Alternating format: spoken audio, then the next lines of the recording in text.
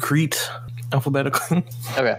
We can start with Crete. So Michael is the expert on that. I'm more on Rhodes. I'll chip in where I know on Crete, but otherwise I'll be more quiet on this one. Okay, I'm an expert on nothing, so I'll just be asking questions.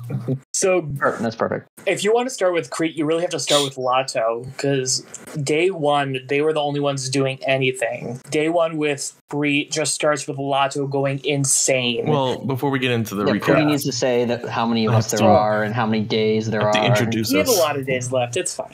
All right.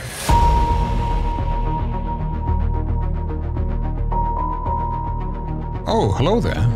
It's been a while. We've missed you. Season 40 is here, and it's gonna be a doozy. Buckle up. Stranded is back. 36 days, 40 castaways, 3 co-hosts, and 1 podcast. This is Stranded in the Aegean Sea, and I'm your host, Poody. We're joined by 3 co-hosts and alumni of Stranded: Michael, who originally played in Stranded in Tuamotus. Hello, hello. Dean, who originally played in Stranded in Tanzania. Good morning, afternoon, evening. And Crazy James, who originally played in Isolated Espionage. Good evening. Today, we're going to take a look back at the opening weekend of Aegean Sea and the lead up to tonight's first tribal council, where 4 people will be booted. Should be a crazy night. Just in time to talk about the season, which honestly has gone better than I expected.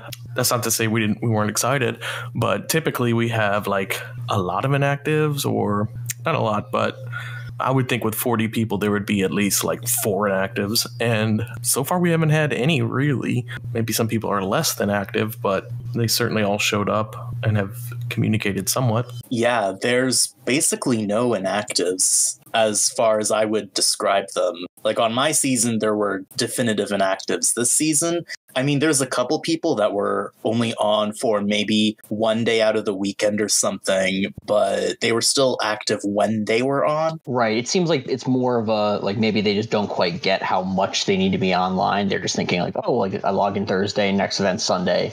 But other than maybe Libby, there's no one who's like really been disconnected. Yeah, I agree. So let's go ahead and jump into Stranded in Crete, and starting with Lato. Michael suggested we start there, and he's been the one most closely following Crete. So go ahead and give us like an overview. What are the highlights so far on Lato? If you had to give us like an elevator pitch of the first weekend of Lato, what are you telling us first? I want to tell you 2 things about Lato. First, Lato kicks off all of the drama that starts on the other tribe. However, they managed to do that. And the second thing, and the most important thing going on in Lato, is that they have made 2 large alliances where it's Wendell and Morgan who are in both alliances. And they are going after each other at the moment. For this vote, it looks like they're coming to a truce because they don't want to start any blood yet, and they're going after Libby, who is their one inactive, and it's the easy vote. I don't think Wendell and Morgan want to make the actual, like, draw blood quite yet. I think that's what they're waiting on. Who would you say were the surprises on this tribe from the casting process to now? I would say the biggest surprise for me, it shouldn't be Jacob, but it's Jacob. He is a lot more than I expected him to be. He is our video confessional king. I don't even know if that's true. We have a couple great people who are doing video confessionals, but he is excited to cause chaos, and he loves to troll. He's keeping this interesting. Another person the person I'm most surprised with might be Morgan. And no one realizes how good of a player she is. She is everywhere, and Wendell is getting more heat for it than she is. Yeah, I was going to say Morgan is probably my biggest surprise, given that she was one of those girls that we mentioned in the first podcast. Mm-hmm. A lot of times they're underwhelming in their interviews, but somehow they get into the game and they're so eager that they really step up to be a big character. She was one of the ones, and the other, I don't remember who, but there was another one. So I'm glad that has come to fruition. I'm very surprised to learn that she's like the leader of alliances, but I'm excited for that.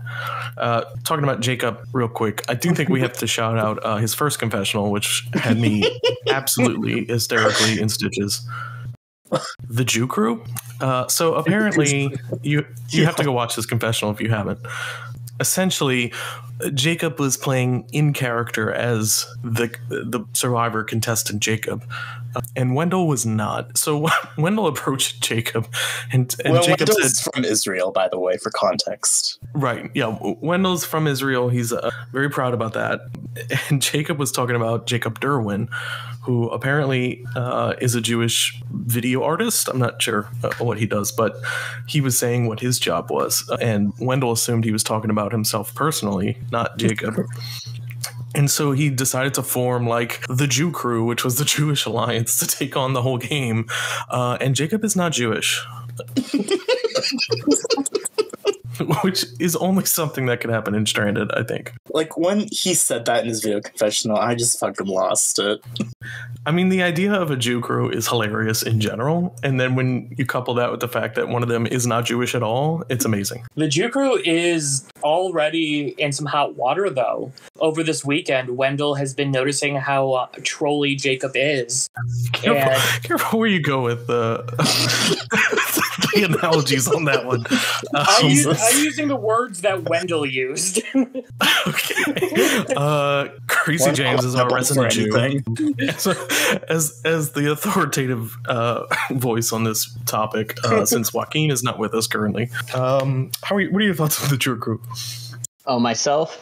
I mean, honestly, it's not something that really seems to be like used much by Wendell. It's not like he in his confessionals is like talking so much about it. So I think it was kind of a sort of a funny haha thing. It kind of reminded me of like, but when in my final two in my game with Adam, if anyone followed that, like he said like, oh, we should name ourselves the Twin Towers after like 9/11. And I was like, haha, LOL. But like it wasn't actually a real thing that persisted. So if that wasn't sort of in that helped them connect, I mean, that's obviously a good thing for Wendell. You know, I don't think it really matters. Like, I don't think they're going to be like like doing Shabbat prayers together every week or something like that. Like, Jews are normal people too.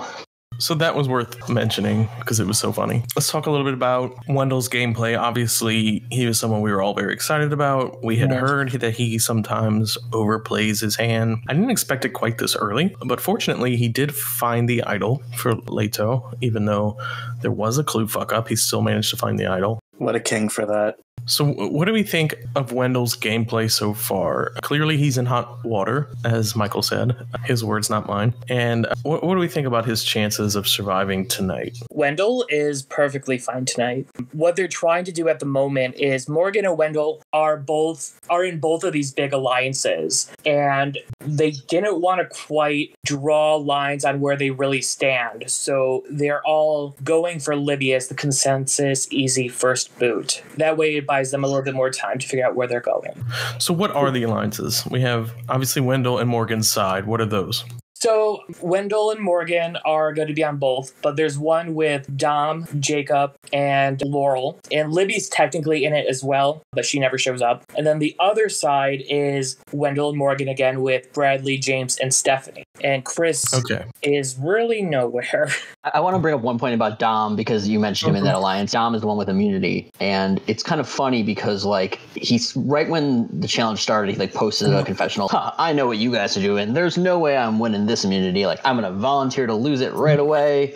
I'm so smart. And then like he ends up with immunity. So I just thought that was kind of funny, but he's fine this round. I mean, he would have been fine even without it, but I just found that interesting. Yep. So we had a couple of, I feel like, I mean, all across the board, this game, the gameplay has been messy and kind of back and forth. But on this tribe, I thought at one point, like, Stephanie was a big target and she was kind of overplaying her hand a little bit. Yeah, she was. It wasn't much for overplaying, but it looks as if right now Wendell and Morgan are deciding to go more with Jacob and Dom and Laurel and that side of the alliance, leaving Bradley, James, and Stephanie in the minority, even though they don't quite know that yet. And earlier in the weekend, it was Stephanie who they liked the least in that group, but the further they go on, James has been irritating Wendell and Dom and Jacob, and he's not coming off as someone they ever want to work with. Where does Laurel slot in? You keep mentioning her with Dominic. Are those two tight? So there has been a little bit of drama with where Laurel stands. She was added into this alliance with Libby, Jacob, Dom, Morgan, Wendell, and she immediately told Chris about it, who was not in any alliance. And then Chris blabbed his mouth because he was nervous that he wasn't anywhere, and it started all this drama. And originally, Laurel was fine with Dom, and that's who she was working with pretty closely. But Dom is a little bit worried about her since she went and told Chris all of this information. And it's kind of really put her into a weird spot where they want her, but they don't know how long they can keep her. And then you can listen if there's any other update on this tribe. But the last point that I was aware of, the big talking point, was the group chat alliance that was started. And then Parker should have known better, but he was in that. And then they were debating who to add to the alliance. And then they later added those people, but they did not start a new group chat so they could see all the history of them like debating who to add to their alliance. Yeah, there was one thing where, and I forget who, maybe Michael remembers, but there was someone who commented in their confessional saying that they were someone that was going back and forth. The other people, rather, were going back and forth on inviting them, but someone else, they were like, oh yeah, that's a shoo-in, gotta have them. And so they already felt distant because of that. And yeah, you shouldn't have that history shown. You should make a separate alliance chat. And the fact that James didn't realize this, it's interesting, to say the least. He's besmirching the James name. But I do think Parker was a little more aggressive. I mean, we encouraged him preseason to be more aggressive because part of his downfall in Isolated was to be a little bit, sort of just a social guy, not really forming alliances. So he helped form the 6-person alliance. Just unfortunately, there's another 6-person alliance. And, I guess we'll see which one ends up. Do you remember if he formed any alliances on Espionage? I mean, he was always with Spiral, and I do think they had something going on, like, early on their side in the game, but nothing that ended up really mattering, and we, destroyed their side anyway, so played a very reactive game by the end. So at least he's being more proactive this time, Right. I think that's all the highlights of that tribe. If you think of anything, let us know. I want to say quickly, though, wasn't Bradley someone who fucked something up? He wants to cause all the kinds of shit. He wants to be a chaotic villain. Bradley is one of the people who's a little bit more in the background right now out of every... in the overall game, yeah, but... Overall game. I think he's just biding his time because he hasn't been the one really moving and shaking this round, but I think he has a lot of time for that. Yeah. Okay. Moving on to Zakros. On this tribe, the bigger picture on this tribe is that the target keeps bouncing around. Currently, I mean, as is the case across the board, but currently, I'm most worried about our girl, Michaela, who I thought would be killing it and probably is, but she is one of the targets tonight. Talk to us a little bit about that. So the big storyline here is the Zakros Final 3 chat that was made from Jacob on the Lato tribe. Cece saw this chat made and saw that Paul, Rachel, and Michelle were online and just immediately assumed that Paul, Rachel, and Michelle had a final 3. And all of this chaos just started because of it. Cece told Jay, and Jay got very upset. And since that day, I think that was Saturday, they've been targeting those 3 out. Now, Rachel is immune, so she's safe, and it just came down to Paul and Michelle. And Jay's very upset with Michelle because he really liked Michelle, and he felt really offended that she didn't say anything about this final 3. And Michelle knows none of this. She knew nothing about this final 3 chat, and until I think today. And the target has been set on mostly Michelle, a little bit on Michaela, and a little bit on Paul as well. And those are the big 3 names going around right now.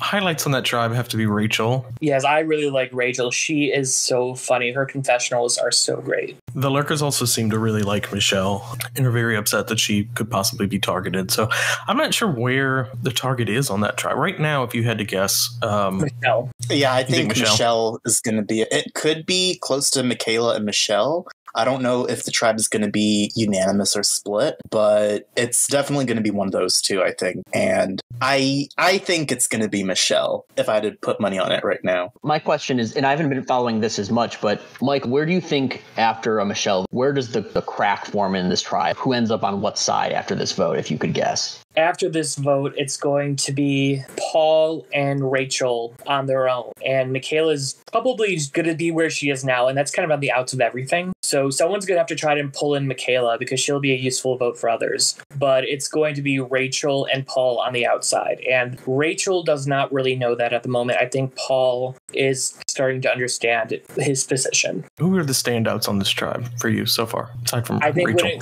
when it comes to this tribe, the standouts are, I would say, Jay, Michelle, Rachel. They're all big standout players. Surprisingly, Cece accidentally made herself into this huge player by assuming that some alliance chat was happening and naming the 3 people. And she doesn't even know that she is the one who did it. She made a confessional today saying, I don't know where this name came from. These 3 started doing it. Yeah, Cece just like completely forgot.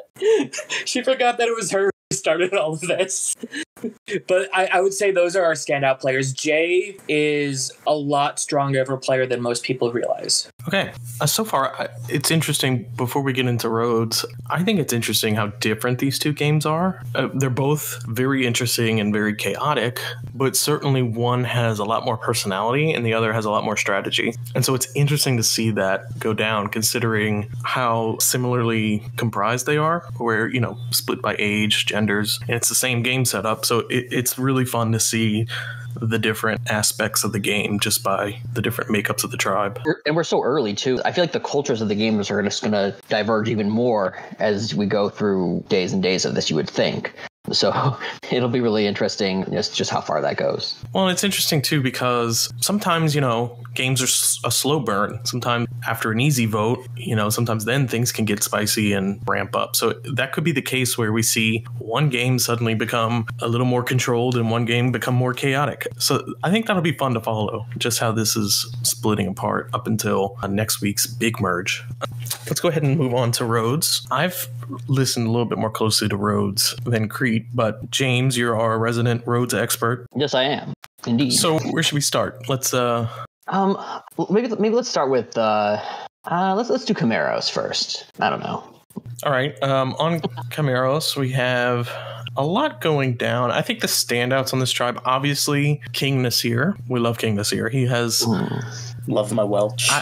We were really worried he would go first. Now it's looking like he might just eke it out, but he's still certainly in danger. Yeah, he's going to survive this round, but people all realize that he's kind of messy. He's been creating a lot of group chats, a lot of alliance chats. It kind of feels like he thinks that like every day you need a new alliance chat, just based on like whoever is like present that day. You just kind of make a new one and everyone chats in it. So people are saying he's messy. Well, we can go into it. Yeah, Nasir is truly the more chaotic version of Garrett in that he's not as savvy through the game. So truly it's like hitting the random generator. He's just playing a bunch of Brand Steel sims. Shout out Stranded Fives, Brian. He's just bringing in everyone into different alliances. He formed multiple iterations of alliances with Brad, usually is in them. Tiffany's usually in them. He then had one with Erica, and then I think he had another one that may have had Brad, Ricard, and Jeannie, and then he added JD to it midway through. He's become allies both with JD and Voch, who are like going into today were the 2 targets, and like enough to where like Voch was saying that the person he trusts the most is Nasir, yet like Voch wants JD out, and JD is also like extremely close with Nasir. So like Nasir is just kind of like doing whatever he wants on a whim. We can get into this more, but the target has shifted off JD. Now it's looking like it's between Voch and Liana. I'm saying Voch. I think it's really Voce, but whatever. It's Voce. Yeah, it's Voce. Who's Voch? Yeah. No, it's fine. Whatever. He's going to lose tonight anyway. We don't need to know his name. Can I just say, though, that like the general contrast between groups of the 2 games is just absolutely hilarious, because one game, Crete, has these group chats that are just named with such slander, and then we have Rhodes with people like Nasir that are just make group chats that are just fucking dozens of it, and they're not named really anything creative, and the contrast is... I think it's interesting that, Garrett would eke by every round by creating so much confusion that, he was like moving so fast that no one could keep up with quite what he was doing. And I think that Nasir is doing that unintentionally. So there's parallels, I think, yeah. The interesting thing with Nasir, and this will probably lead into the other standouts, but it's kind of turned into where, there was this, like, I'd say general 6-7 person majority, like I said, with Nasir, usually Brad, Ricard, Jeannie, Erica, and Tiffany are kind of involved in that majority-ish group, largely because Sydney and Liana, who actually formed some good bonds right in the first day, have kind of pieced, and Voce's been kind of a pariah, and JD's been on the outs. So basically everyone else is kind of bonded. But what I wanted to get to is, sort of what's like really the core decision-making group of that majority. And from my read, it's a combination of Brad, Ricard, and Jeannie. And I think Brad actually has surprised me a good amount. Like, Brad came into the game kind of like wanting to play this villainy Aussie role. I mean, he is Australian, and it's shifted a little bit to where he and Ricard and Jeannie are not kind of the voice of reason. Like, they all kind of connect and say, like, yeah, like, Nasir is an idiot, but, we'll just kind of let him do his thing. He's not coming for us, but we'll just keep an eye on that. So I'd say Brad, Ricard, and Jeannie are kind of the adults in the room, sort of sitting on the side as all the kids play in the ball pit or whatever, during the birthday party or whatever. And they're just going to kind of see, like, who takes each other out, and then they'll kind of swoop in and take the kids away when they make it to the swap or the merge or whatever. That's kind of how I'm reading it. Ricard and Jeannie, I think, are a little bit more advanced players than Brad, but Brad's doing a good job. He's doing a good job for himself. I thought for a while that JD was in trouble just because he hasn't made much of an impact on this tribe. I wonder, who are our less actives on this tribe? I was thinking Tiffany, but apparently she's safe. Yeah, so it's really changed. So the first night, Sydney and Liana formed a final three, both with Jeannie and then also with Brad, so two separate ones. Although Brad actually, kudos to him, did a pretty sneaky maneuver of he suggested the final three with Liana and Sydney and himself, but then immediately went to Jeannie and said, hey, Jeannie, Liana proposed this final three with herself, Sydney, and me, which could come back to bite Brad. But he's been doing a lot of little lies like that have actually been serving him well. Sydney and Liana were very well connected the first night, and Tiffany was not because she didn't really show up. She got confused about what the timing was of the challenge and stuff. But since then, Liana and Sydney were like, all right, we got our alliances, we're good, and haven't really showed back up until like now. Sydney is just getting online now, like 2 hours before Tribal. And all that is to say, at first, when they were saying, who we're going to vote out, it was like, okay, Tiffany's the least active. Then JD became the least active. Then it was like, well, now Sydney and Liana are the least active. And so it's always been going between like Voce, who like they found out had an idol, and then the most inactive person as the two main targets. But whoever's been the most inactive has changed over time. I think even Erica was inactive for a while. So right now where we are is Liana's the least active. So right now the vote is between Voce and Liana. I feel that we should mention that Voce got the hidden idol, but he made an oopsie and he replied in the forum, so people saw that he got it, essentially. It wasn't a full confirmation, but most people kind of assumed, especially Ricard. So that's something that's really going against Voce, is this whole idol thing, and some people really want to flush it out. I don't know if you said that or not. I don't think you did. If you did, then whoops, but yeah. No, I didn't spell that out, but no, that's... So Voce has the idol. Does anyone... I mean, they all know that he's the idol. Does he know that they know? That I'm unaware of. I think one person told him, right, James? Yeah, so he's told a few people. I think he told either Jeannie or Ricard, maybe even both of them, but he's told a couple people. He may have told Nasir, like the people that he feels closest to, he has told. He, I think, assumed that people were going to find out from the forum anyway. So in his confessional, he was like, oh shoot, I posted there. So I think he assumes that people know. I think he's even considered just playing it, just to, just play it. That's the question. Is he going to play it? So the question is, yes. So right now the vote is like going to be split between him and Liana as we speak. Jeannie, Ricard, and Brad, who are, like I said, the ones really deciding a lot of this. Jeannie and Ricard are even sort of like purposely trying to make it a tie, like flipping each of their votes, like to perfectly calibrate it to a tie. So yeah, it's going to boil down to whether or not Voce plays it. He's being told by people like Nasir, who he trusts, that it's Liana. But the thing is that those people like Nasir know it's going to be split. I think different people might think that the majority is going on Voce or Liana. I don't know if everyone knows, knows really how it's going to break. But I think that Voce has to. He has to play it, right? So if Voce plays the idol, where are the votes going? JD? It'll be Liana. Okay. Yeah, I think those are that's the standout situation on this tribe. There's a lot going on, yet it's actually pretty straightforward when you talk it through. It's just this year has created a lot of drama, and there's a lot of like back and forth.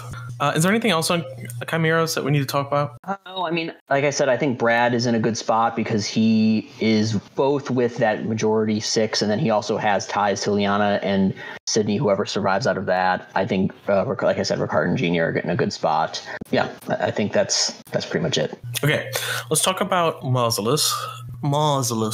This tries a hot fucking mess, and I love it. Most importantly, we need to talk about our boy Rodney. King Rodney.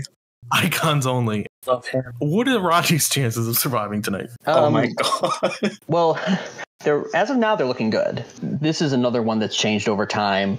I think for Rodney, it's easiest to talk about night 1, which is when he comes online. He had already asked Dean this in his confessional if Dean had played the game Cars 2 on the PSP, the PlayStation Portable console, which Dean I don't think has, because the game is from 2011. I just said I don't think I have, and he disliked my post.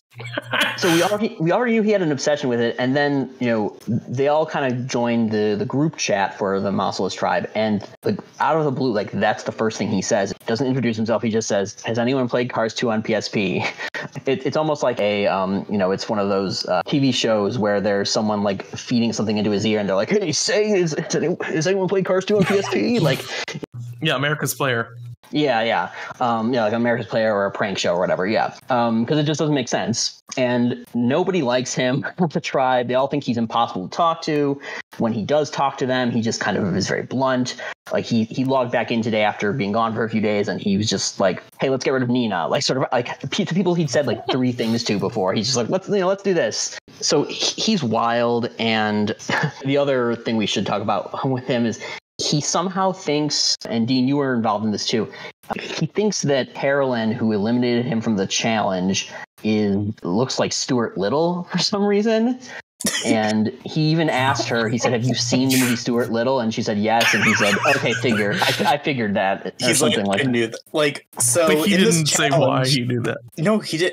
It was just totally off the chart. Like, he was eliminated in the challenge by her, and all of a sudden he just goes to his confessional and writes, quote unquote, "Carolyn makes me want to fucking kill myself. Can't wait till the challenge." And then he posts another thing that says, "This is proof Carolyn is Stuart fucking Little." And it's a link. And if you click it, it goes to a Pinterest link of Big Yoshi. And I just don't understand. But that's Rodney in a nutshell. I wonder if he'll bond with Haley, aka Yoshi Blep, over that. Oh my god. Yeah, Rodney has to survive for my personal sanity this season because he brings me joy. Yeah, because what ended up happening is, so everyone hates him night 1, and then, but also in night 1, you have people like Mike and Will and Lindsay really bonding. They end up forming a few Final Fours over the next couple days with that trio, along with Hallie, or is it Haley in one of them? That trio along with Sharon in the other one, and then Do Mike. You even watch Survivor? I don't know how to say that other name. Was it Shireen? Okay, Shireen. Okay, so Shireen, yeah. Okay, so my point is there's a lot of Final Four permutations on this tribe, but they all kind of have Mike and Will and usually Lindsay. But what ended up happening is Vince found the idol. He was working with Mike sort of at the same time. So he ended up kind of feeling like he had to tell Mike that he found the idol because, they were both cornering on the clue and it would have been obvious. So he tells Mike, and Mike sort of and we're going to have to talk more about Mike, but he decides, okay, well now we have to get rid of Vince. And that's where everything flips off Rodney and onto Vince. So let's talk about Mike, because to me, the biggest meme of this tribe, apart from Cars on PSP2 or Cars 2 on PSP, is Mike just getting the idol ripped out of his hands. Oh my god! Occasions. So let's go back to night 1, where Mike finds the idol within an hour. Thank you, Missy. And sorry. And we have to tell him, like, oh, that's not the right, like, it was a fuck up. Like, we put in the wrong password because someone fucked up the sheet. And so we had to revoke that password because it was not right. It was like something on the first page of Google. So we had to take that idol away from Mike, let him know that, like, no, it was not intentional that someone found, like, the incorrect idol on minute 2 of us posting it. And so we post the correct idol. Of course, then Mike and Vince both find the idol, like, within a minute of each other, send it to the hosts. Unfortunately for Mike, again, Vince beat him out by, like, seconds. So yeah, it was really close. Yeah, unfortunately for Mike, he got the idol ripped out of his hands yet again. A little bit of a Charlie Brown situation. Just keep pulling the football away from him. Yeah. The funny thing about that is that's like one of the main purposes that he's going after Vince now, and that Vince is potentially gonna go home because he got the idol right before Mike. Yeah, Mike is interesting. I like him because I feel like he represents all the parts of me that are evil and not good, and I just like to relish in that. Well, yeah, I mean, the thing is that a normal person, so one of Mike's various Final Fours is with Sheeran. I don't even know. I'm just going to keep saying it. I don't know how to say it. Sheeran. Yeah, Ed. Mike, Will, and Vince. So Mike is in a Final Four with Vince, and they find the idol together, basically.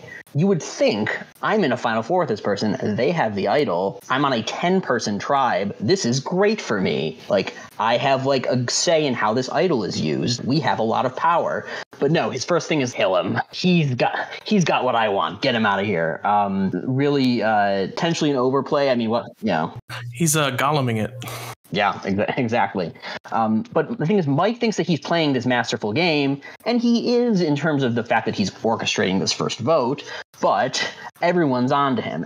Even his closest allies know it's kind of sketch that Mike turned on Vince so fast. Like, what if he does it to us? And nobody's blinded to that in terms of Mike. Yeah, there's a lot of people which are using Mike essentially as a shield, or because they themselves are threats, and so they want the threats to stick together, but it's not going to last. Like, Mike is going to have a very quick burnout, I think. If he lasts until the game merge, I'm going to be really surprised. Yeah. Yeah, he'd have to just, like, blaze his own path and just, like, be constantly pulling crazy moves to get that far, you would think, yeah. Like, he calls himself the Otter. Like, how self-centered do you have to be to have your own nickname you make yourself? The what? The Otter.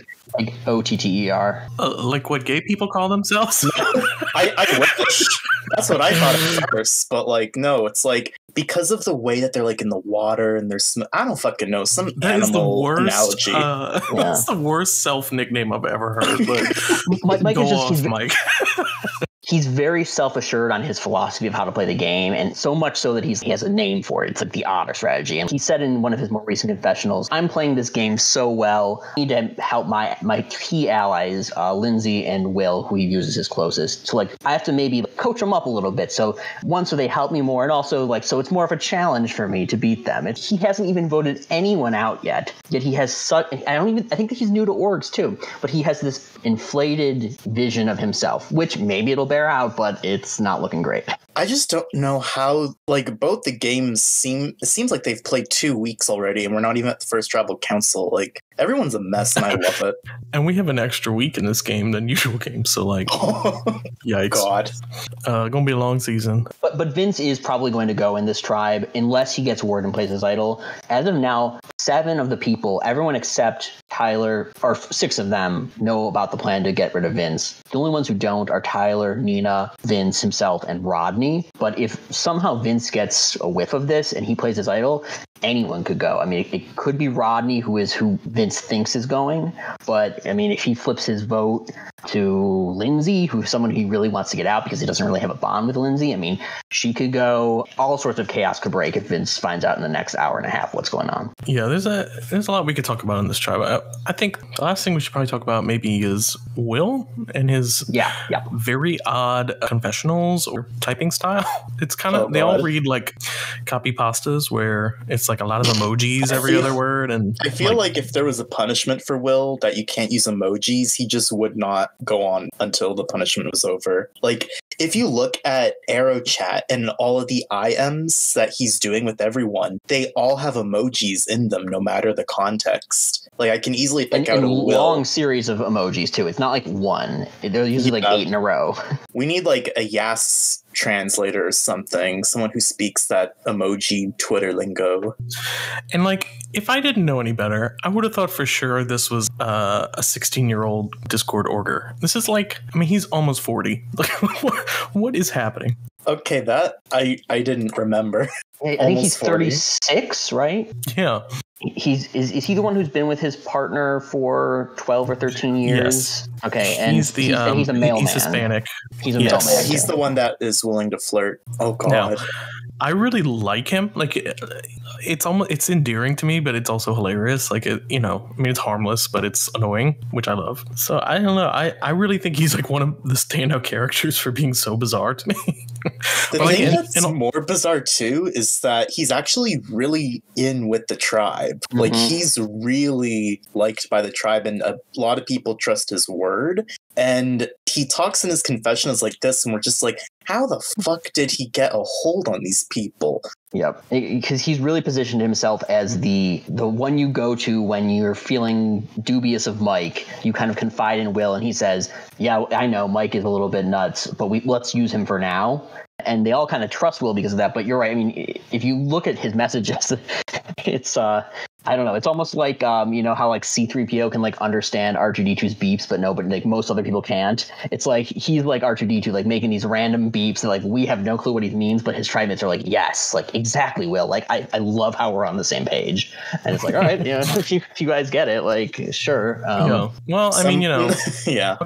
How can you argue with a million like heart emojis and smileys? Like you're just like, oh, this guy's really positive and friendly. Yeah, and then you read the confessionals.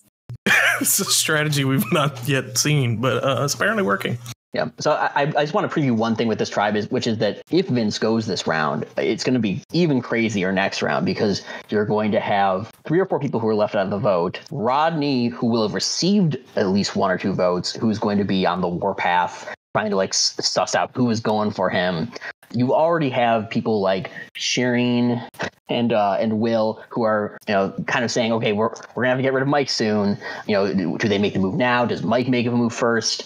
This tribe is not going to be any less interesting as we move forward. Yeah, all across the board, really. I mean, there's a lot going on. There's a lot of personalities. We kind of hit the highlights of what happened, but certainly there's tons to dive into. I think that's how we're going to have to handle these podcasts for the next couple of rounds until things narrow down. But so far, I'm very happy with everyone. Like, I think for the most part, everyone's shown up and shown at least some intrigue. Wait. Dean has breaking news. Dean has breaking news. Yeah, Michelle just found the idol for Zakros, so all of a sudden Zakros is going to be interesting. Do we think she knows to play it? I think so. It's also possible she tells someone and then either they have to blindside her or they mix things up because of that. I just don't want Michaela to go, goddamn. Right. Yeah, that would be the worst outcome, I think, possible on this tribe. Yeah. For us. But, certainly everyone else is very entertaining, too. Yeah, it's going to be a hard season with so many interesting people and nowhere to hide. Lots of boots to get to. So some people are going to get shortchanged. It's just the nature of the season. But hopefully everyone has a good experience. That's the main focus. With that, tonight we have 4 boots. We'll be meeting 4 people. Hopefully they'll stick around because I just generally like all these people. I think they're all fun. So we'll see who those people are. There's not any certain boots. I think the most certain was Michelle, and now that's gone to shit. So, it's anybody's game. Yeah, all the targets have idols, or most of them. So it's going to be a wild night. That's one good thing to come out of Idlegate this season. Not Idlegate. I'm picking on Missing Susie, and really that's ultimately my fault for not helping those guys out on their first idol hiding mission. So I don't want to pile on them too much. I gotta be thankful that they did anything at all. So I'm teasing them, really. Ultimately, I think, everyone has an idol. That's cool with me. We're, game on. All right. So with that being said, tonight we're going to get 4 boots. We're going to try to talk to those people, hopefully, as they come in, if they stick around. But I think so far we're off to a really good season, and it's only day 4. So we'll talk to you guys again on Wednesday. I'm sure between now and then, an infinite amount of shit will happen. So we'll have plenty to talk to. Keep your eyes open. Drop in notes if you want us to mention it on the podcast. And I think Nofo's trying to do a Lurker podcast. So that'll be really interesting because we have a lot of people who like to watch this and talk about it. So lots of good things happening. Very exciting season. Stranded is back in a big way, and we're all excited about it. So thank you guys. That's going to do it for today, and we'll talk to you on Wednesday. Bye. Bye, everyone.